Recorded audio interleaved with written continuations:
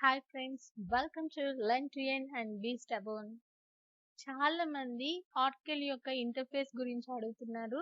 So దానికోసమే SQL డెవలపర్ని install చేసేసి మరొక కొత్త టిప్తో మీ ముందుకు వచ్చేసానండి. ఈరోజు మనం ఈ వీడియోలో జీబ్రా ప్యాటర్న్ అంటే ఏంటో తెలుసుకుందాం.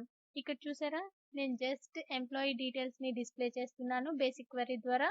సో ఇక్కడ చూసినట్లయితే ఇక్కడ రిజల్ట్ సెట్ ఇక్కడ మనకి చాలా నార్మల్ గా ఉంది.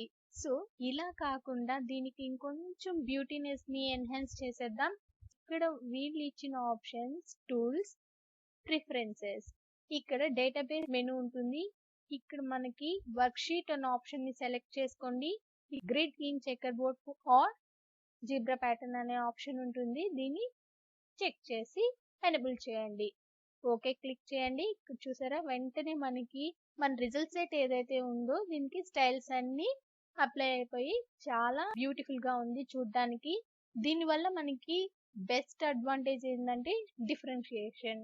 రో బై రో మనకి ఈజీగా డిఫరెన్స్ తెలుస్తుంది. అదే విధంగా కాలమ్ వైజ్ గా కూడా మనం డిఫరెన్స్ ని ఈజీగా ఐడెంటిఫై చేసుకోవచ్చు. సో దీన్ని బట్టి మనకి డేటాని క్విక్ గా ఐడెంటిఫై చేసుకోవచ్చు. ఇంకా మనకి లుక్ అండ్ ఫీల్ వైజ్ గా కూడా మనకి బాగుంటుంది. సో ఇంకా మరెన్నో వీడియోస్ మీ ముందుకు రాబోతున్నాయి. Please like, share and subscribe to our channel. Thank you for watching.